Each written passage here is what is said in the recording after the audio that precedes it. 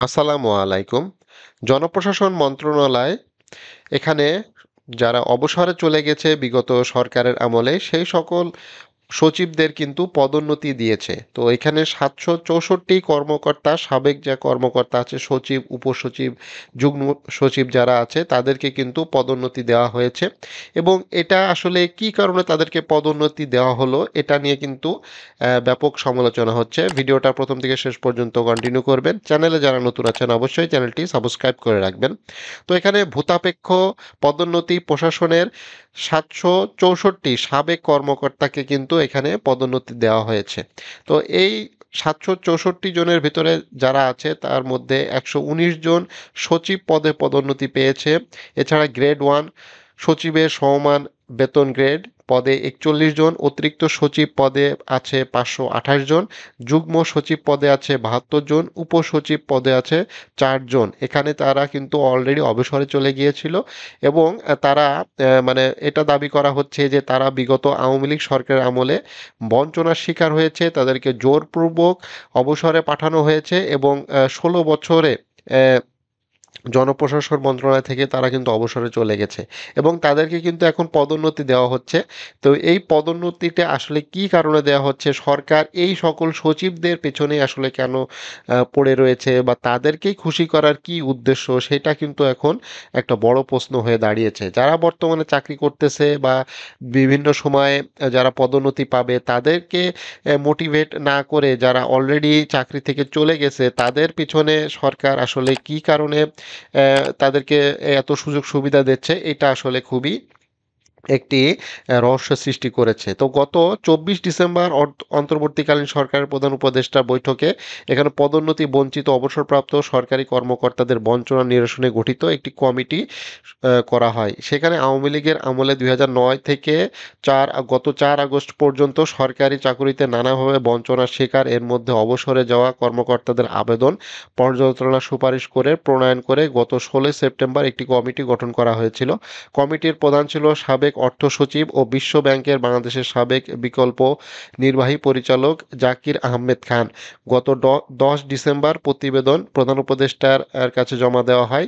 এখানে বিভিন্নভাবে যাচাই বাছাই করা হয়েছে, অর্থাৎ ১,৫৪০টি আবেদনের বিপরীতে ৭৬৪ জনকে তারা সিলেক্ট করে এবং তাদেরকে কিন্তু একটি পদোন্নতি দেওয়া হয় এবং তাদের যে প্রাপ্য অনুযায়ী, অর্থাৎ পদোন্নতির তারিখের প্রাপ্য অনুযায়ী যে সার্বিক সুবিধা পাবে সেটা বকেয়া হিসেবে থাকবে এবং চলতি বছরের ৫০% এবং বাকি ৫০% আগামী অর্থ বছরে, অর্থাৎ ২০২৫-২৬ অর্থ বছরে কিন্তু পরিশোধ করা হবে।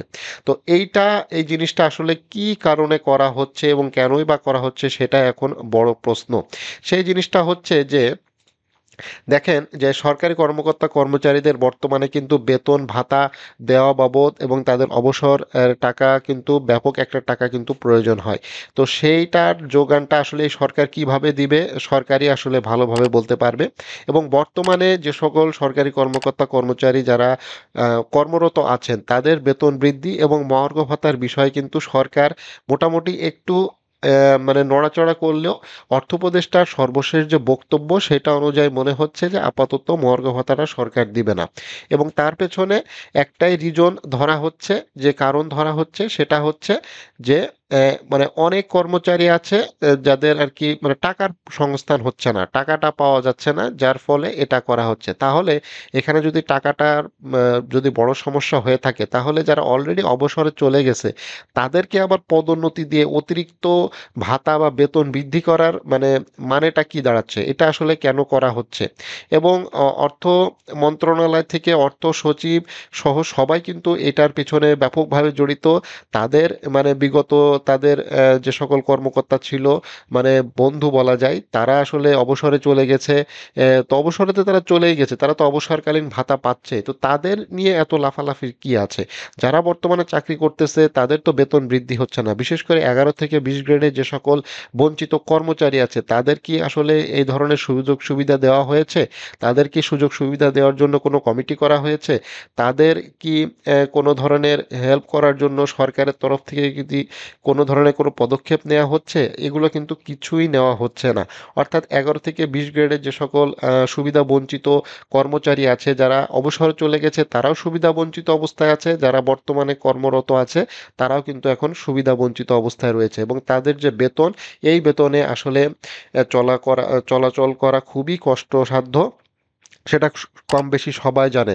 শুধুমাত্র এই সরকার ওই সচিবদেরকেই এবং আমলাদেরকেই আসলে মানে শান্ত রেখে যাতে কর্মচারী লেভেলে কোনো ধরনের কোনো যাতে না হয়, আন্দোলন যাতে না হয় এবং কোনো ধরনের কোনো সমস্যার সৃষ্টি না হয়, এইটাই আসলে পায়তারা করার একটা চেষ্টা। তো সরকারি কর্মকর্তা কর্মচারীদের যে বেতন বৃদ্ধি এবং যে মর্গ ভাতা প্রাণের দাবি, সেই দাবিটা আসলে এখন মনে হচ্ছে যে আস্তে আস্তে মানে মিলিয়ে যাচ্ছে এবং ডক্টর মোখলেসুর রহমান কিন্তু এভাবেই কিন্তু পদোন্নতি পেয়েছিল। ডক্টর মোখলেসুর রহমান দেখেন, যিনি 2001 সালে উপসচিব ছিল, 2004 সালে যুগ্ম সচিব এবং 2006 সালে অতিরিক্ত সচিব হিসেবে কিন্তু পদোন্নতি পেয়েছেন। তিনি কি কারণে বঞ্চিত এর ব্যাখ্যা আহ, আহ, থাকা দরকার। বাংলাদেশ সিভিল সার্ভিস 1982 ব্যাচের 50 জনকে সচিব করা হয়। একটি ব্যাচ থেকে এতজনকে কিভাবে সচিব করা হলো, এর ব্যাখ্যা থাকা দরকার ছিল। তো এখানে কিন্তু আসলে অনেক বিষয়ে কিন্তু কথা আছে, যে বিষয়গুলো কিন্তু খুবই মানে প্রশ্নের জন্ম দেয় এবং এখানে কিন্তু সমালোচনার ব্যাপক একটি জন্ম কিন্তু দিচ্ছে। তো যে জিনিসটা আসলে এখানে সবচাইতে গুরুত্বপূর্ণ, সেটা হচ্ছে যে এই যে যারা অবসরে চলে গেছে তাদেরকে আসলে পদোন্নতি দিয়ে আসলে সরকারের কি লাভ বা দেশেরই বা কি লাভ, মানে এটা আসলে অর্থনীতিতে বা কতটা ইম্প্যাক্ট পড়বে, বা সরকারের কি কর্মপরিধি বৃদ্ধি পাবে, বা সরকারের কি সেই পরিমাণ কাজ বৃদ্ধি পাচ্ছে, আসলে কিন্তু কিছুই হচ্ছে না।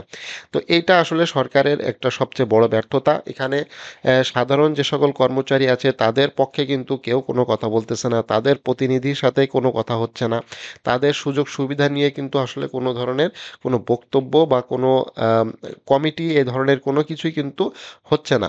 তো ডক্টর মোখলেসুর রহমান তিনি কিন্তু এইভাবেই কিন্তু পদোন্নতি পেয়েছেন এবং তিনি কিন্তু আজকে মন্ত্রিপরিষদের সচিব এবং সিনিয়র সচিব, জনপ্রশাসন মন্ত্রণালয়, গুরুত্বপূর্ণ মন্ত্রণালয় যেখান থেকে সবকিছু নিয়ন্ত্রণ করা হয় সরকারের সচিবদের সবকিছু, সেইখানকার তিনি প্রধান সচিব।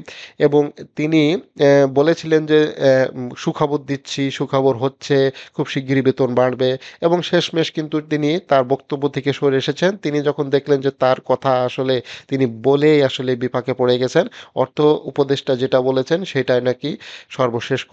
তো সর্বশেষ যে খবর হচ্ছে যে মর্গ ভাতার জন্য কিন্তু সরকারের যে কমিটি, সেই কমিটি সুপারিশটা আসলে পেশই করতে পারে নাই, মানে তথ্যপাত্র নিয়ে আসলে প্রধান উপদেষ্টার কাছে যাইতেই পারে নাই। শুধুমাত্র প্রধান উপদেষ্টার একজন বিশেষ সহকারীর কাছে এই 11-20 গ্রেডের যে সকল কর্মচারীর কর্মচারীরা আছে তারা একটা স্মারকলিপি বা প্রতিবেদন লিপি তুলে ধরেছে এবং সেটার পরিপ্রেক্ষিতে আদৌ আসলে কোনো কাজ হবে বলে মনে হচ্ছে না। তো দেখা যাক সর্বশেষ কি হয়, সেটা সময় কিন্তু বলে দিবে।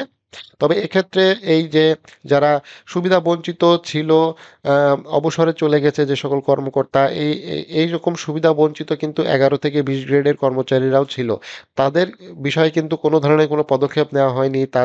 তাদেরও তো আসলে ভূতাপেক্ষ আহ, অবসর বাবদ ভাতা দেওয়ার কথা ছিল, বৃদ্ধি করার কথা ছিল, কিন্তু সেটা তো আসলে করা হইল না। মোখলেসুর রহমানের মতো যে সকল সচিব আছে, উপসচিব আছে, তারাই শুধু মূলত আম, সুবিধাটা আদায় করে নিল, কিন্তু আর যারা নিম্ন শ্রেণীতে আছে অর্থাৎ 11 থেকে 20 গ্রেডের যে সকল কর্মচারী আছে তারা কিন্তু কোনো ধরনের কোনো সুবিধাই পেল না। এখান থেকে কোনো সুবিধা আদৌ ভবিষ্যতে পাবে কিনা সেটা নিয়ে একটা সন্দেহ তৈরি হয়েছে।